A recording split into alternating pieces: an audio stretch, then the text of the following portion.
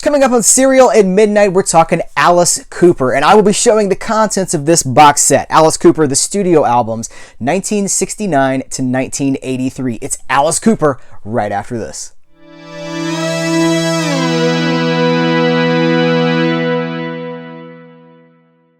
Hello and welcome to Serial at Midnight, the official YouTube channel of SerialAtMidnight.com. New content on SerialAtMidnight.com almost every single day. Guys, my name is Heath, and I'm glad you're here because we're talking Alice Cooper. I love Alice Cooper. It's coming up on Halloween time, and I though he's not a Halloween act, I always associate Alice Cooper with Halloween. It's when a lot of his music tends to get played in my house, and maybe part of it goes back to the fact that I saw Alice Cooper on Halloween a few years ago. It was during a tour. It was the Raise the Dead tour. And I got to see Alice Cooper on Halloween night, and as far as I know, nothing was different. There was no difference in the show. There was no trick-or-treating. I think he threw some candy out to maybe the first couple of rows, but he actually said, it's Halloween for us every night, so guys, be safe out there. That was like the only acknowledgement that it was Halloween. It was like, oh, you expect a little bit more, but it was great to get to see him on Halloween. So I have an extensive Alice Cooper CD and record collection. I didn't pull any records, but I do not have a complete Alice Cooper CD collection. I'm just going to show you what I have, and as we go through them, you'll probably be able to tell based on what I do have to say and what I don't have to say about where I stand on certain things. Because listen, I'm not an Alice Cooper expert. I'm just a fan, and I just want to talk about some Alice Cooper. I've pulled my Alice Cooper collection out just for the sake of showing you guys. So this is a huge chunk of it right here. This is the Alice Cooper. It's called the Studio Albums, 1969 to 1983, and it is exactly what it says. So there's no live albums in here, but if you want like one huge chunk of Alice Cooper's, oh man, I'm trying to get it open. One huge chunk of Alice Cooper's career, it's in this box set. This is a fantastic box set from Warner Brothers, Warner Atlantic, same company, same guys. So we're just going to go through these really quick. It starts off with Alice Cooper, Pretty's for You. This might be getting washed out beneath the lights because it's hard to see anyway. It's like yellow on pink. But this is their first album, the band Alice Cooper's first album. They have recreated the gatefold into the CD format. All of these are recreated LP sleeves. You know, we'll get there. But anyway, so they're all CDs. They all recreate the original LPs. I have not listened to this much. The first two Alice Cooper albums, very different from the stuff that he kind of became famous for. So that's the first one, 1960. I have some notes here. Pretty's for You was 1969. 1970, we have Easy Action. This one's a little bit better. It's also, you can kind of see the band is starting to take shape. They're starting to find that gimmick. There's still no eye makeup on Alice Cooper here, on Vince. But I really don't have much to say about these albums. But I will say that this, Love It to Death, is one of my favorite Alice Cooper albums. So it's got this is the one where for me it all clicks into place. And it's got Caught in a Dream. It's got I'm 18 on it. Long Way to Go. I love Long Way to Go. And The Ballad of Dwight Fry. Dwight Fry, fun fact, the guy from Dracula, was also in Bride of Frankenstein.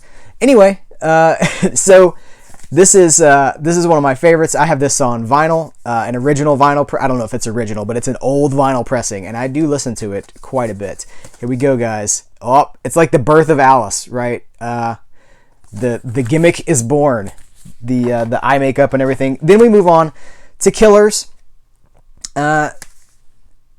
These are all produced by, this is produced by Bob Ezrin. Bob Ezrin is kind of the guy who, in my opinion, is one of the people responsible for steering Alice Cooper into a certain direction. He produced albums for Kiss. Bob Ezrin, definitely high pedigree in the Rock and Roll Hall of Fame, really. So this is Killers, and then we move on to the absolute classic, School's Out. And I don't think this has any, there's no pack-ins with this, because the original album had some some surprises in there. I think it was Schools Out that had like the pair of underwear. I could be wrong. Again, I'm not an expert. I'm an enthusiast. Billion Dollar Babies. I don't think this has any pack-ins either. Oh, it totally does have the pack-ins. So, okay, Billion Dollar Babies kind of looks like a wallet, a snakeskin wallet. And it's got the CD in one slot. And it's got, we have this picture with the crying baby. And we have the $1 billion bill.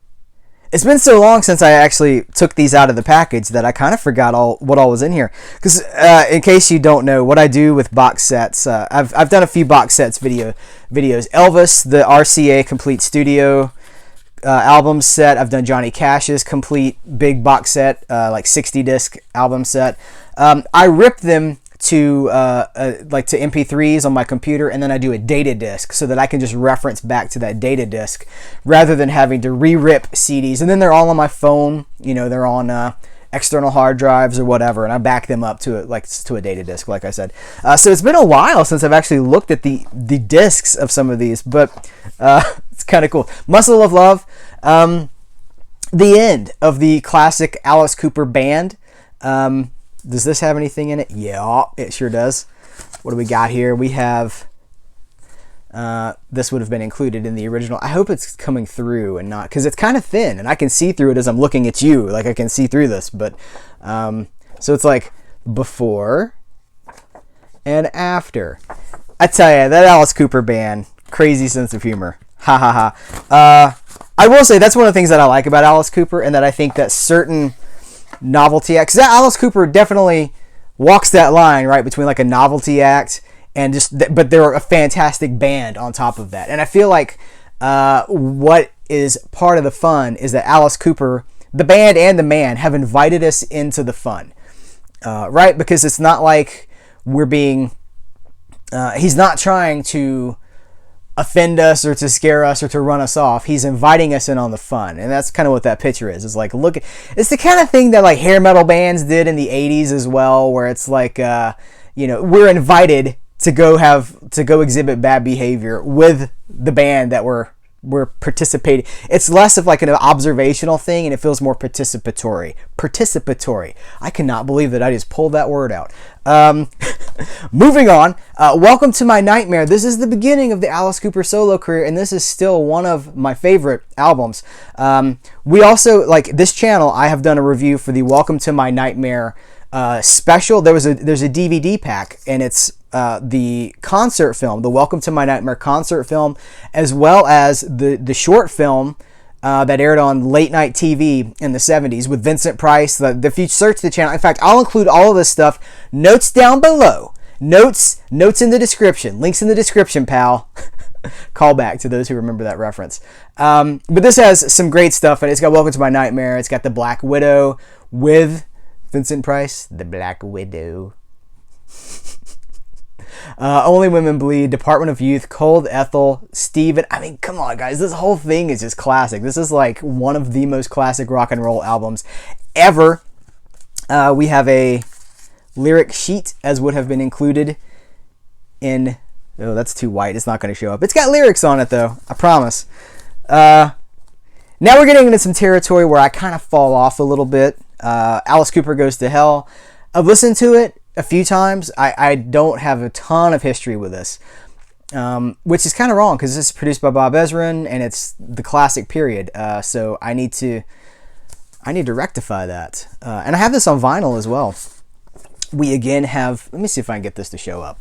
Block out this light just a little bit. Yeah, it's lyrics, guys. So you can read along, follow along on your enclosed booklet. Lace and Whiskey is the next album, and I don't know that I've ever listened to Lace and Whiskey, honestly. But yeah, I don't remember anything about this, so I bet I've never actually listened to this. But I have listened to From the Inside. This is another sweet gatefold. Make sure everything's appropriate. Yes, it's all appropriate. And the original album, the original LP, which I have, the front opens up. It unhinges on his face. The idea, like, this is when he was going through a really difficult time. I think it was rehab.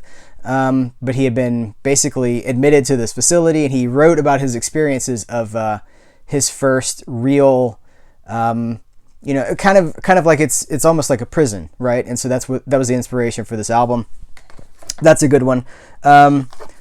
Flush the Fashion. This is where I'm kind of off when we're doing like ultra skinny Alice Cooper, very like I don't even know what we would call this period. There's probably a word for this period. This is unexplored Alice Cooper territory for me, as well as Special Forces. I know that Special Forces had an MTV hit on it, but I have yet to really commit to this stuff from here on out, really. Zipper Catches Skin. This is another one where I just haven't. It's not my Alice Cooper, and that doesn't mean that it's wrong or it's bad Alice Cooper. I just haven't done the work on that. This is a cool cover, though. Can you guys see the duality of this cover? The layers, the levels of this cover. It's pretty sweet, right? This is this DaDa? What is this? Yeah, DaDa. And then let me close this up, because that's the end of that box set. If you're on the fence about this box set, I highly recommend it. How many albums do we have here? 1, 2, 3, 4, 5, 6, 7, 8, 9, 10, 11, 12, 13, 14, 15 albums in one fell swoop. And I think that it regularly goes on sale for, $50 somewhere in there. I don't think it's incredibly expensive. So I recommend this. I think it's pretty sweet. But then this is where I come back to Alice Cooper, and this is going to be, oh boy, this is going to be controversial. You're on the keyboard already. I can see what you're doing. Constrictor. By the way, the following that I'm going to be showing you are they're still sealed. They still have the factory seal on them, because I do have I've got digital copies of these. I have MP3s of these, and I think it's kind of cool to leave them sealed when I have a digital copy, and if something happens to that, I'll open them up. But Constrictor has Throw My Gorilla on it, Teenage Frankenstein, and he's back, the man behind the mask. Co-written, if I remember correctly, with Kip Winger of Winger. This is such a fun album, and this is an album that I don't see much anymore, but I used to see all the time, like in the $5 bin at Walmart, and it always made me kind of sad, because that's where they put the stuff that nobody wants. Maybe not as much now, because now everything's kind of cheap, but 10 years ago, 15 years ago, you'd see this all the time in the $5 bin. But I really like this album quite a bit. It's a return to form of like the monster rock. It's less about art and about, because he went through that art phase and everything was kind of an ironic commentary. This is kind of the return of the monster, right? This is the return of Alice Cooper with the boa constrictor and the makeup and all that. And so this is one of my favorites. Also, Raise Your Fist and Yell. Again, all this stuff, like 80s prime Alice Cooper for me, is some of my favorite stuff. This one has Prince of Darkness, tie-in to the movie, the John Carpenter movie, Prince of Darkness. And this, I have to tell you, the 3 tracks that close this album out are Chop Chop Chop, Gale, and Roses on White Lace. And every Halloween season, those three songs tell a continuing story.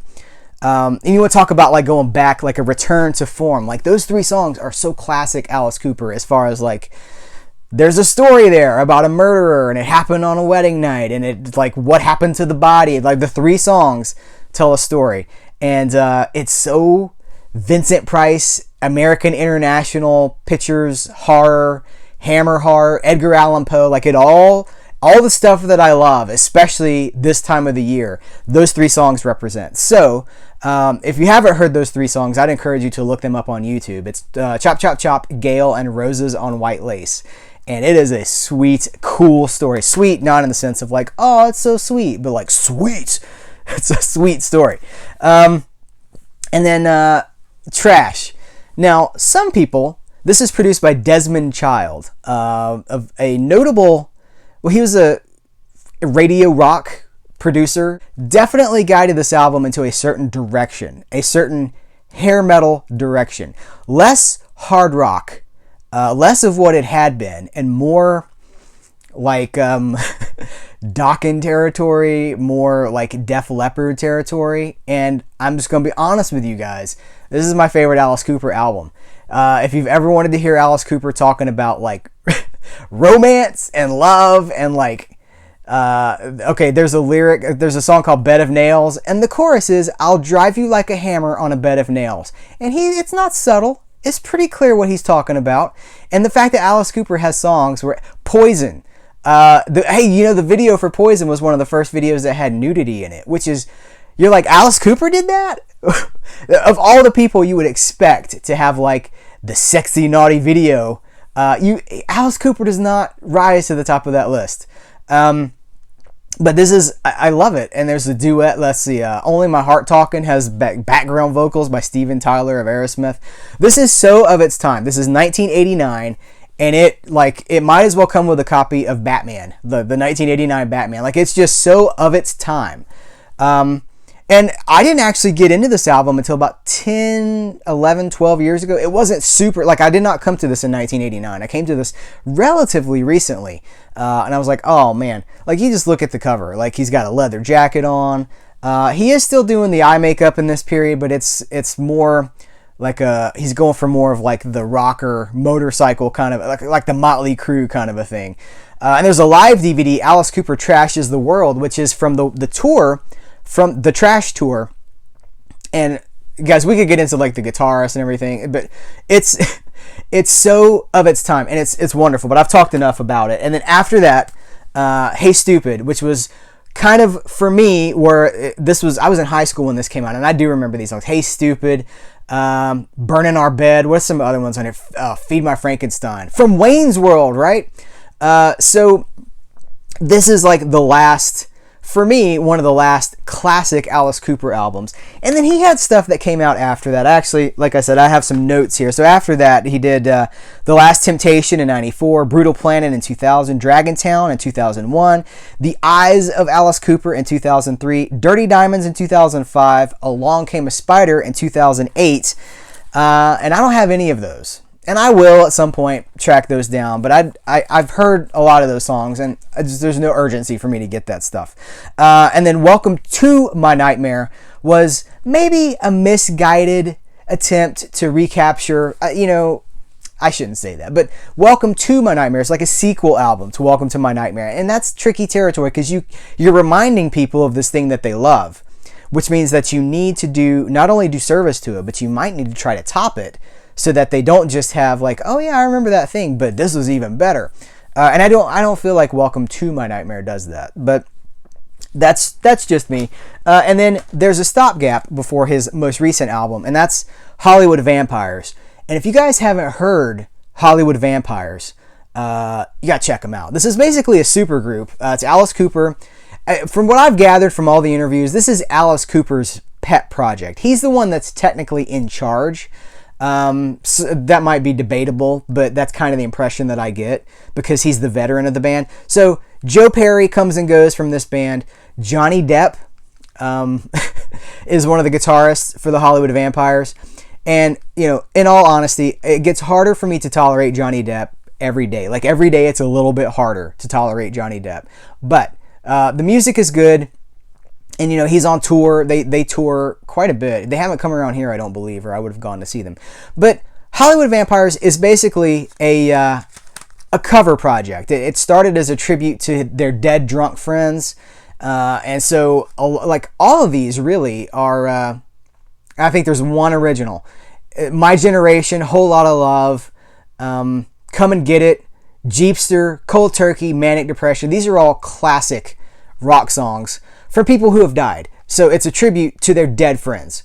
But it's done really well, and it has lots of guest stars on it. So like Brian Johnson from AC/DC is on this. Paul McCartney is on this.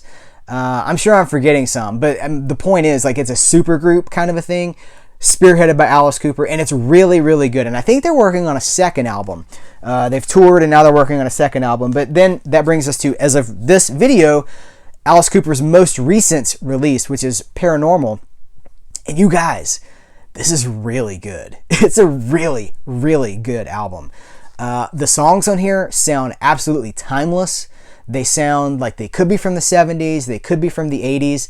It has some of my favorite Alice Cooper songs on here. Fallen in Love, like Fallen, like I've fallen in love. I've fallen in love.